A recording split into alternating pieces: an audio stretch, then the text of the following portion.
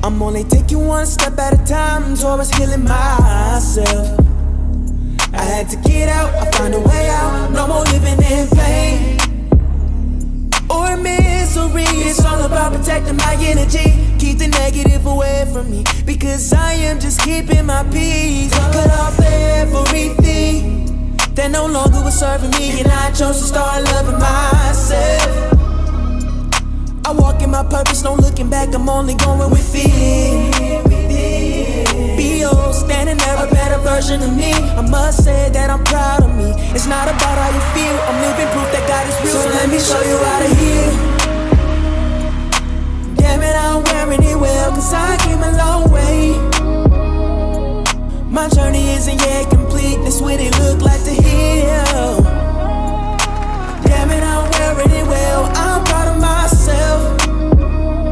It's nothing to it, you can do it, all you gotta do is just fight through it. Creative soul, creative soul, creative soul. Just fight through it. Creative soul, creative soul, creative soul, creative soul, yeah, yeah.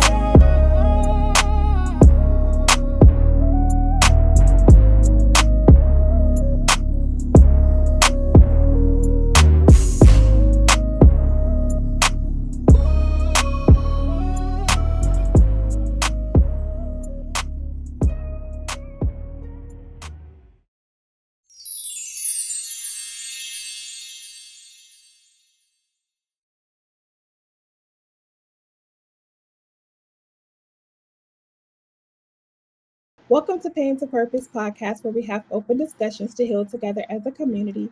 Today we're on episode 31, and we're talking about ex-sex workers. And our special guest is Jasmine. Welcome, Jasmine. Hi, thank you. How are you? I'm very well, blessed. Good, good. Glad to have you on as we talk about this series. I know Happy with to be here. I know there's a lot of people out there that probably are thinking how to get out of the situation that they're in. They may be a little bit scared. And so that's why we have you here to tell your story, your pain, and to share how you got to your purpose. So give us a little bit about yourself. Okay, so my story is not as common as others who have, participated in sex work. When I grew up in a pretty conservative household. Although my mom and dad, they weren't together. They Mhm. did co-parenting or whatnot, and my mom was with my stepdad for my whole life, still together. And so I grew up in a household that was very stable with my mom, my stepdad, my brother, and my stepbrothers. The only problem was it was very emotionally detached. So my mom, she was not too affectionate or interested in how we felt emotionally, but she provided everything financially and, made sure we was in the house safe. She was definitely strict. So I grew up going to school, and I'm from the Bay Area. I grew up in Richmond, California. So, although there was a lot of things going on around me because of the household I grew up in, I grew up, kind of like very safe and as if I was in the suburbs, but I was definitely in the ghetto. So as I grew up, I went to elementary, high school with no problem. I was not a troubled youth or anything like that, but I was very quiet and to myself, even insecure, because I was kind of the chubby kid. And my mom, she was so worried about people looking at me in any kind of way. She would dress me in baggy clothes, so I was kind of insecure. But once I went to college, I kind of came into myself or whatnot. I got a boyfriend, and I started to feel like, I wanted to be grown. I wanted to hang out, smoke, and drink, and do things like that. But I still, at the core of me, wanted to do the right thing. Mhm. Until I realized, as I was in college, my assumption was once I graduate, I'm gonna be able to afford an apartment, get out of my mom's house. She's so strict, and everything would be great.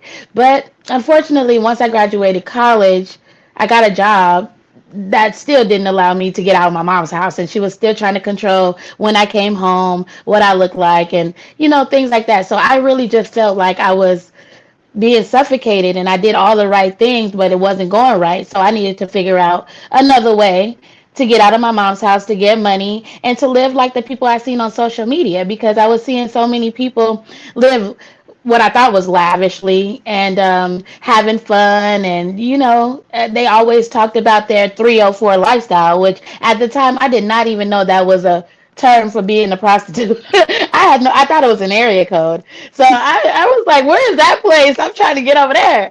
So once I started working after college, I literally thought about who can I get connected with in order to make more money a different way that I never know. And I thought men, these men that are flashy and they're showing a lifestyle that I know nothing about. I had an Instagram and people would show interest in me and I had no idea why. So I was like, well, this man seems like he got a lot of money and a lot of girls, so I'm going to contact him. And I literally contacted a pimp by myself, without him pursuing me in any way, without me having any experience in prostitution. I just was like, So wait, hey. you knew he was a pimp. I knew he was a pimp because he was around a lot of girls. I just didn't know what pimping entailed. I didn't know he was taking all the money, or, he was dropping them off at their where they go. I was very curious about the lifestyle. Huh? You were just looking for a way out. Basically, yeah. And I wanted a fast way out. I didn't want to have to work too hard. I wanted to have fun. Mhm. So I noticed this person liked my pictures or whatnot. So I just one day I went to San Francisco late at night, with no direction. I literally had no idea what I was gonna do. I just knew that's where he's, by myself. Okay. Yeah, and I got on the train. I had a car, but I parked my car in the Bay Area where I'm from, the East Bay, got on the BART train and went to San Francisco. And by the time I got there, the train was going to be closing down. There was no way for me to get back unless I called this man. And that was my goal. Like, I wanted to force myself to figure out another way because I really felt like I could not take living in my mom's house anymore. So once I got there, I walked around for a little while until I finally called him and asked him to pick me up. And he was like, pick you up? Like, for what? And I was like, I just want to work with you, whatever you guys are doing. I know you got these other girls. So he came, he picked me up. And by this time, it was so late. He was like, you can come back with us tomorrow, but I'm going to take you back to your car so you can go home. And then tomorrow we'll pick this up again and show you what to do. So the next day, when So I hold went on, to, let's go back a little bit. So I know that he was liking your pictures. At mhm, what point did you get his number, or did you call him from Instagram? from via Instagram. I didn't Okay. have his number. So Okay. I actually just DM'd him, like, can you pick me up? And so I didn't get his number till that day. He did pick me up. He had four girls in the car, and they were all dressed half naked. I was wearing a big coat. I was wearing a dress, but I had a big coat on. And they were all half naked, very skimpy, no coats.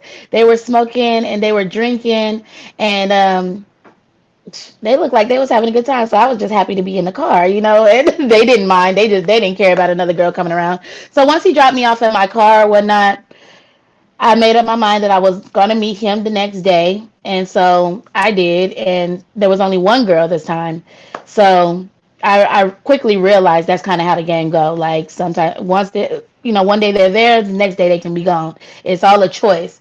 I wasn't messing with any gorilla pimps or anything like that. So this guy, he wasn't an aggressive person. He was flashy. He wore his chain and he had long dreads and smoked, but he wasn't like an aggressive person, and he didn't call So you is like the a B word. gorilla pimp considered the aggressor?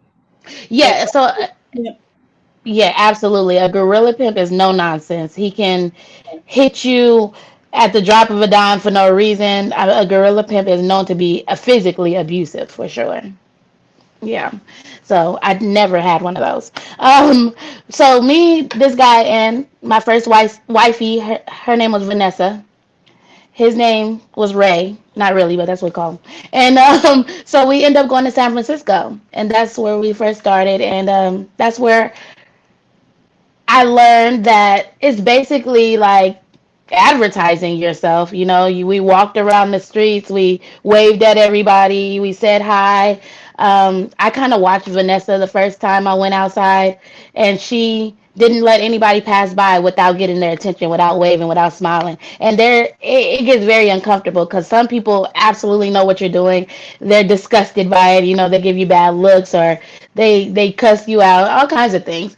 But we were in a pretty upscale area, so walking around, it was kind of pretty subdued people or whatnot. And we did not get any attention until the very end of the night. I'm sure it's because I was kind of walking behind her without knowing what to do.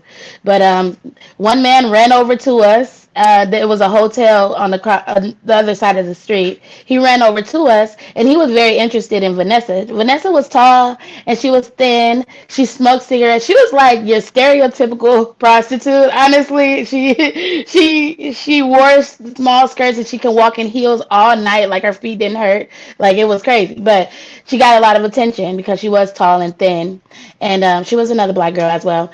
And he ran over to us, wanted to bring her upstairs, and she let him know that if he took her, he would have to bring me too, and he would have to pay for both of us. And the way that she talked to him, it really kind of taught me that okay, even though they're willing to give the money, we still in control. You know, that's kind of what I learned from my first interaction in my first date, especially with learning from Vanessa. So once we literally walked in the hotel as if we was with him, you know, we weren't looking around acting like we didn't know what was going on, and we went upstairs to his room, and Vanessa instantly started kind of just talking business. Like, okay, how much time you want us to stay here? We already told you our time is basically $800 each for just getting us up here in the room, and that's a guaranteed interaction with one of us. You know, she she decided she was going to do all the actions. You know, she did not request I do anything. It's basically she just showing me the ropes. So she pulled out the protection. That was it. No questions asked. We're not doing anything without it, you know. And so he gave her all the money, which was fine. I was just watching, but he gave her $1,600, and they started to interact as if they knew each other. You know, I kind of was taken aback at first, like, okay, I don't know what to do, and I started kind of just rubbing his back, rubbing his leg and stuff, but they were going at it, and So I wait, kind Vanessa, of Vanessa knew that you knew nothing about this. She, yes, she was completely aware. oh yes, she was Okay. aware that this would be my first time even seeing a date happening. Like I was honest with them, like I want to learn about the game, but I ain't never done nothing. You know, I never been in it, so. So, and how old were you at the time? So I'm sorry. I meant to say I graduated college. So this is after I graduated. I was about 24. 24. And when did your mom know? No, so I was working. I had gotten a job in the office building after college, and my mom knew I was working there, and I lied to her and I told her I got a second job in San Francisco working as a bartender, which I don't even know why she believed it because I knew nothing about bartending. And you know, I don't know, but that's how oblivious my mom was to the thoughts of me needing to get out of her house. She thought, oh, she's always going to do the right thing. You know, I don't have to worry about her. So she just believed everything I said. So when she thought I was going to San Francisco late at night to go work and bartend, she didn't question me about it because I was still in her house. Okay. Yeah. So after that first date or whatnot, that was the end of our night, and that kind of solidified for me that I wanted to do that. I was like, that seemed real easy to me. I didn't feel bad. I didn't feel dirty. These are the things that I assumed would come with choosing to be a prostitute. That I was gonna feel like a horrible person. I was gonna feel dirty, and I was gonna hate myself. But I felt so empowered, and like I unlocked a new way of making money. And that was so important to me at that time. I felt like if I could make more money, my life would be so much happier. And so I went and to top it off, I didn't get any of that money, and neither did Vanessa. We gave it all to Ray, and yeah, he went and maybe we went and got breakfast because we left at like 2 or 3 in the morning. We went and got breakfast. We smoked. He provided all of that, and then he took us back to the East Bay, dropped me off in my car, and gave me like $20 for gas, and basically said, "Okay, we're gonna do it again tomorrow." And So what it made you want to go back and do it again if you didn't get any of it? so I really figured that even though I didn't have possession of it, it was still like I made it and I could ask him for anything. Like if I needed something, cause that's what I just kind of felt like if I continue to make money, it's nothing I can ask this person for because he has all this money I've been making and he's been holding it. So he's going to pay for it. And I was really delusional to thinking there was this instant family, which pimps rely on that thought. They try to make you feel like you're instantly connected with their, group, and as long as you're bringing in the money, everything's all good. But that's not true. You actually need to make a lot of money before you can get anything from most pimps, and is very, very misleading and delusional. But I also was okay with it because I figured I was paying for game.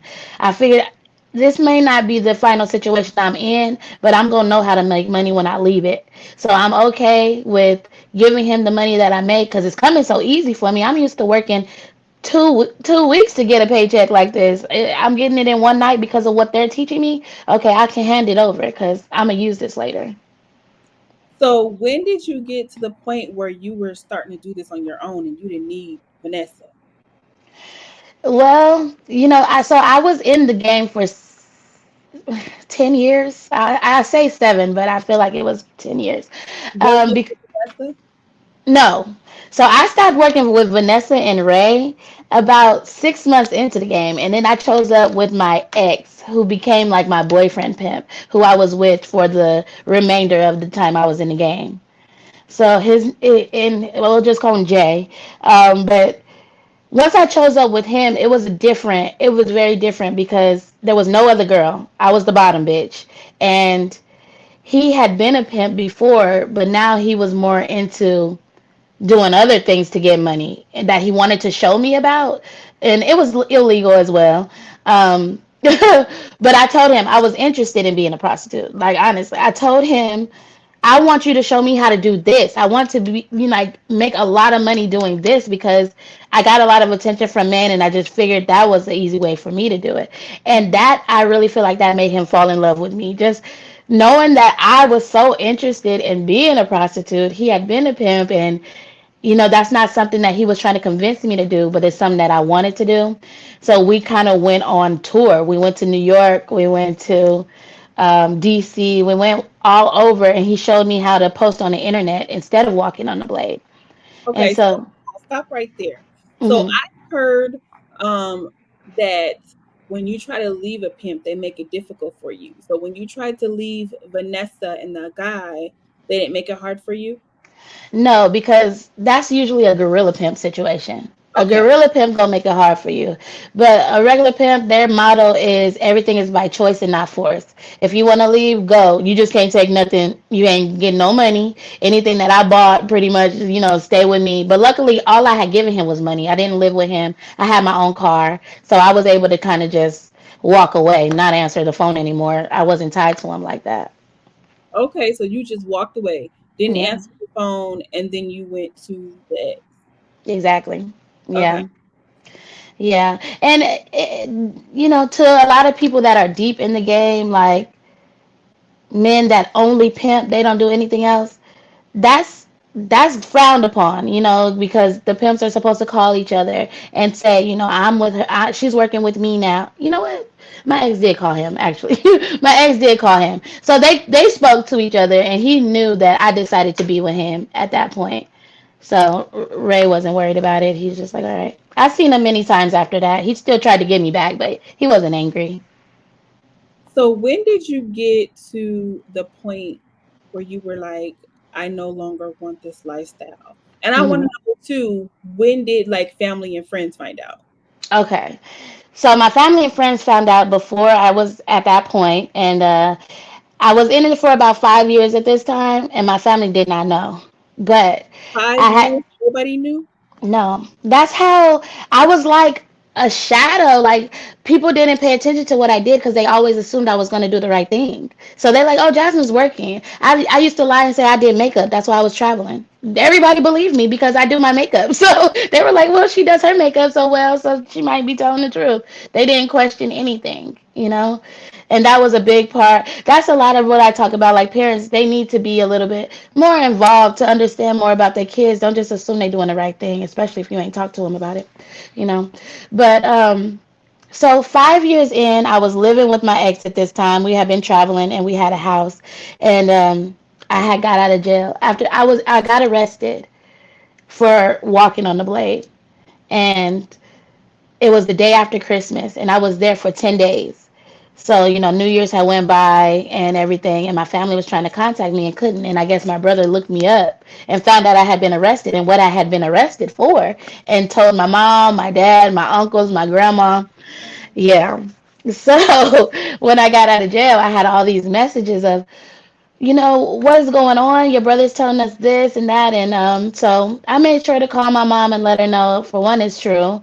That's what I got arrested for. That's what I've been doing. And it's not your fault. Like I just try to reiterate, you taught me everything at the core of me that I know about, how to be a great person and things like that. But I chose this because I wanted the money and I was kind of lazy. I didn't want to have to work anymore. I wanted to be able to drink and smoke on a job, and I wanted to have fun and see my cash in hand and all that. So she honestly, she thanked me for that because she felt she didn't know whether or not it was her fault. She didn't know what the issue was. Excuse me. So that's when my family found out. My dad, he's a little bit more understanding. My dad, he was like, I honestly, I can understand why you would go down that path just because it's easy. Men are easy, but it's not safe, and very understanding. The rest of my family pretty much never brought it up. So that was the end of that. They kind of walk on eggshells around me, though. Really?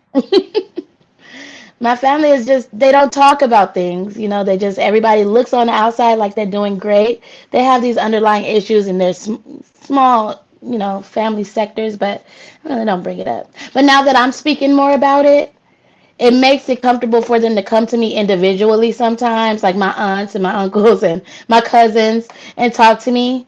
And that's totally fine with me because we didn't grow up comfortable expressing ourselves. So they don't even understand how I'm so comfortable doing it. But I went to therapy and I figured some things out, so I'm getting past it. But so that's how my family found out. When I was 5 years in, they finally found out I had been prostituting, and I even had been getting arrested for it because that wasn't my first time being arrested. So And how many so times did you get arrested for it? uh, over 10. A lot, but they were all misdemeanors because it's kind of like the drunk tank. They'll sit you down, let you out. They give you court dates and things, but those things get dismissed. So none of them really stuck. I've always been able, after the fact, been able to get a job and things like that. So I'll get there once I tell you how I changed my life and decided to.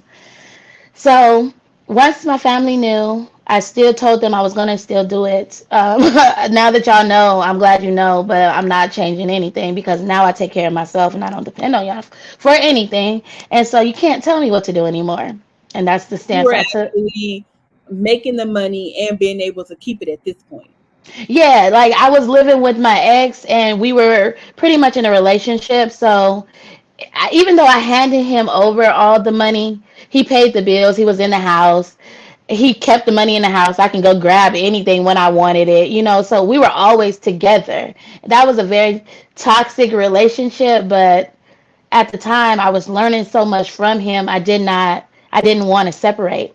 So I think that's what changed. Once I turned about 31 and realized I felt like I learned all I could learn from this person, and that now I understand that they're a manipulator. Like intelligent as my ex was in a lot of ways of how to get money, he was just as intelligent of how to manipulate me and how to just make me feel like he loved me. He was doing the right thing. He had my best interest at heart, and what I was doing would benefit both of us. When majority it was only benefiting him because I wasn't requesting a lot, but he was using money to try to do a lot. And it was a lot of times he was wasting money, and he was also not just speaking to women on the premise of being the pimp or being a hustler. He was also just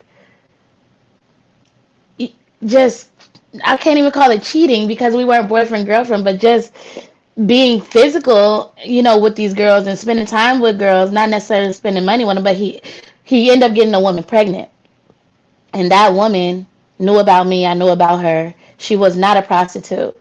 She was older, and that kind of killed everything for me. I did not feel like there was no way for me and him to grow if he would allow this person to pretty much involve herself in our situation like that. Now she has a baby by you, and she doesn't want me involved in that baby's life. So you have to have a whole separate life with this woman. But I've been thinking that me making so much money working with you, we were going to have our own life together eventually. So that's kind of where I started to think, like, why am I putting my life on the line for somebody willing to do this and, to hurt me like that? I have to love myself more. I have to get over what we had and think about what I can do and how much happier I can be. So I just put it in my mind that I'm willing to go through that pain of losing this person, of not knowing what I'm going to do next, because I never had a place by myself. I don't know how to sign a lease, get an apartment. I didn't know what to do. So I just had to say in my mind that I'm willing to sleep on the street if I have to, as long as I get out of here and figure it out. So I slept in my car for like 2 weeks, and I left that situation with everything that I can fit in my car. So after 2 weeks, where did you go? So surprisingly, this man who had been a customer of mine, an older man, had a home by himself. His wife passed away, and I asked him if I can rent a room. And it strictly be me paying rent, you leaving me alone, and me getting my stuff together. And he's such a blessing because he did that. He allowed me to pay him $800 a month, live in a room in his home with him, and he did not bother me. He didn't proposition me. He didn't make it weird. We actually became good roommates, I guess, if that's what we were, what you can call it. He was definitely encouraging me to just do all that I could to change my life and to do better. So it was a good situation because I didn't want to go back home. So was he changing his life too then? Who? The, The customer? hmm Oh. He had a job. The customer, he was an older man with a job, and he wasn't. I mean, change his life how? So when you said that he wasn't trying to pursue you, was he pursuing anybody or he just wasn't Oh looking? yeah, he would see other girls. He would pay other prostitutes. Okay. He would tell me about it. I would never see them, but yeah, he was still him at the end of the day. That he didn't see anything wrong with the game, or he understood why I wanted to change my life because I was getting older, and I just feel like I have so much potential to do other things. But he understood that that's just a lifestyle some people have. If you want to do it, do it. If not, don't. But he'll partake in it if he want to. But he wasn't super active like that. So I don't know. He's funny. Okay. So when you transition to live with him, and then that's when things start changing in your life for the better. Yes, because I got a job instead of depending on the streets and tricks to pay me. I just decided I would apply for jobs that paid well and that I didn't feel like I was a slave doing. So the first job that I got, well, the most important job was working for Waymo. I don't know if you know about Waymo with their autonomous vehicles. They have the circle things at the top of them, and they drive with nobody in the driver's seat. They drive themselves. They operate in Arizona and San Francisco right now. But I was working in San Francisco helping them develop. So they were paying me $31 an hour. And that was a lot for me because, it was just it was during COVID too. It was an essential job, I guess. So it was during COVID, and I was able to to just save my money and kind of plan what I wanted to do because I knew I needed to move out of this man's house eventually and get my own space. That was my ultimate goal. I really wanted to get my own space. And so that's when I got the idea to move to Arizona. I was like, it's going to be cheaper. And so I saved my money.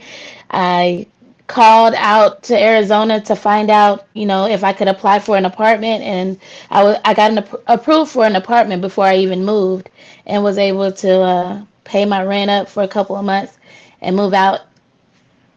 Yeah, and transfer my job because the job with Waymo operates in Arizona. So surprisingly, I put in my 2 weeks not knowing that they can transfer me. They told me we will transfer you and you can work for us there as well. And so I felt like everything was falling into place. Like I was doing exactly what I needed to be doing because things were happening for me without me even trying. Mhm.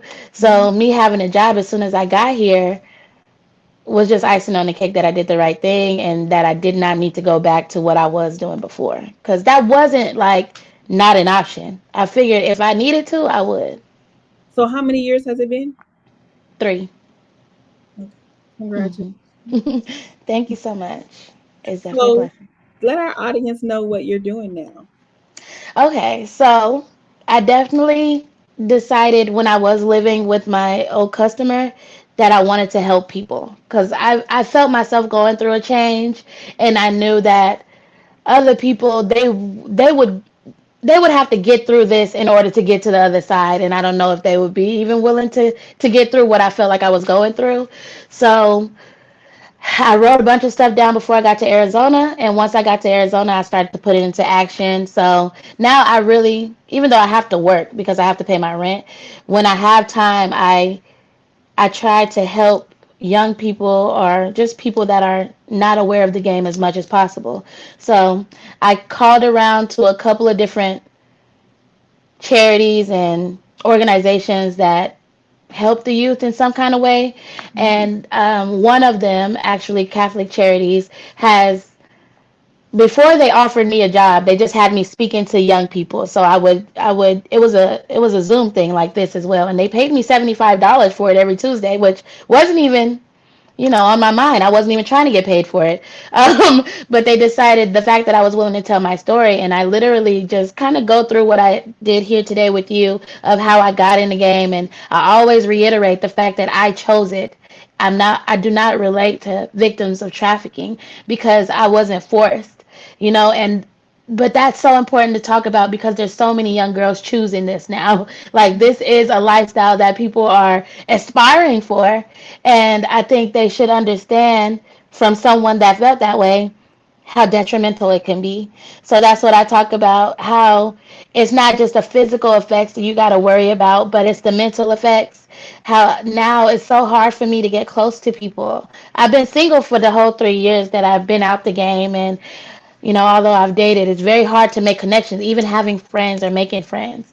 So now I talk to the youth about that. I also talk to them about how to get over the prideful feeling of not being able to take accountability and say that I failed. I chose this lifestyle and it's not what I thought it was. It's not going to take me to financial freedom like I thought or Mhm.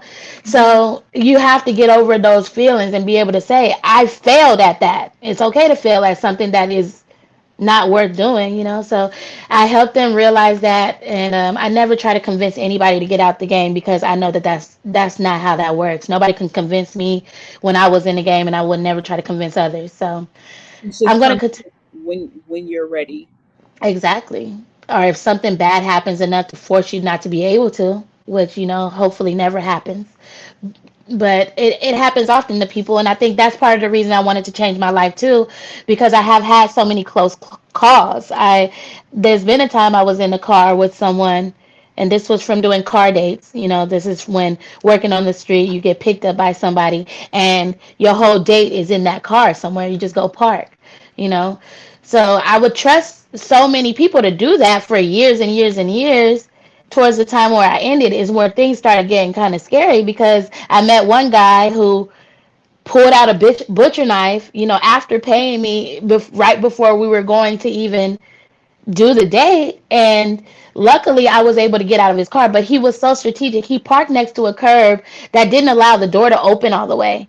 So when I got out the car, I had to move real fast and squeeze through, and it scraped both sides of my hips, to where I was bleeding. And he tried to grab my hair, but I had a wig on that wasn't glued down, so it came off. So I was able to get out, and he came back around the corner though, and he got out and he was chasing me with the knife. And I was able to run away and scream and get picked up by a man that was driving and taken back to my car to safety. But that was so close. Like, it was just, he was right there. And when he pulled that butcher knife from the side, I don't know how he didn't get me. But so I just thank God. God is good. He was God is good. definitely with you. Absolutely. And I didn't want to take that for granted anymore. So I started to think of how I can give back. If God saved me, it's for a reason, and I know it's to help other people. So that's why I decided I didn't know how, so I just started calling people that's already doing it. Well, these people are already helping people. How can I be involved? And anybody that wants to help, that's one way you can start. Call organizations that are already in the business of helping, and they will find a spot for you because they appreciate people that can help. And now Catholic Charities has offered me a job of being the case manager for troubled youth that have been basically deferred to a program instead of going to jail when they're caught in prostitution. So it's specifically for young girls who are troubled and chronically caught, in the game of prostitution, and they can come to this class. And I've been able to do some practice classes, and the engagement is amazing because the other women that work there are older, not black, and it's hard to relate. So when I'm there talking to these young girls, they understand what I'm saying, even if they don't feel it yet. If they don't agree, they understand where I'm coming from, and they're receptive. And that's so important to me because it doesn't matter if you want to change your life today, as long as you heard what I said. Because I know I remembered so many things that were told to me, even if I didn't listen at that moment. So, yes, that made me a little emotional. Well, I was going to ask you what's next, but you just told us what's next for you. Well, there's much more after that, honestly. Like, this job is really just the beginning, I feel like, of pushing me forward to doing more.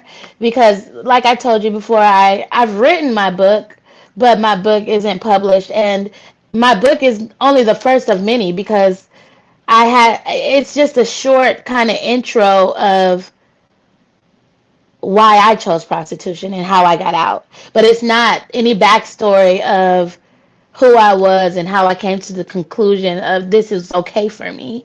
It's just, this is what it was. I chose to do this for the money. And this is why, but it's not too much backstory. So it's definitely going to be some different series of ways I can help people, even parents, because I think a lot of parents don't understand why would my child choose that lifestyle because that's not what they learned. But that's not what matters. It matters that you didn't care what they was discovering, other things that they learned outside of you. Right. Well, I appreciate you for coming on. Brave to share your story. I wish you blessing on top of blessings. I'm excited for this new journey in your life. And I'm definitely gonna be contacting you. Make sure you on with this book, right? I hope so. I need it. I don't mind at all. I appreciate you even for allowing me on. Even if you don't have the backstory, the way that God gives it to you, that's what it's supposed to be. So Right. and it's definitely Absolutely. gonna help people. Absolutely. So I thank you for to the audience for tuning in. I pray that you got something out of her story. I pray that if there's somebody out there that is trying to get out, that you listen to her story, that you understand how you can get out. You can also reach out to her on TikTok. Give them your TikTok information. Yes, so my TikTok is Pretty Passion by Jasmine. And it's public, it's open. You can DM me, you can message me. You can also follow me on Instagram, same name, Pretty Passion by Jasmine. And on her platform, Jasmine teaches you the same way she came on here. She shares her story. She's her authentic self, and she explains to you the game, how to get out, and how to be careful and everything. So you can always reach out to her. She will Yep. definitely respond. Remember that we do have our Pain to Purpose t-shirts as well as our Tumblr still available. You can email me at creativesoul.business@gmail.com. We do have Tears of a Shattered Heart book on Amazon, as well as our affirmation coloring book for young girls called Wonderfully Made. I thank you for joining. Please share this video, make sure you're subscribed as we do raffles. Push us out there to the algorithm so we can continue to help other people. And remember, it's only pain until you discover your purpose and start your healing journey. And I'll see you next time.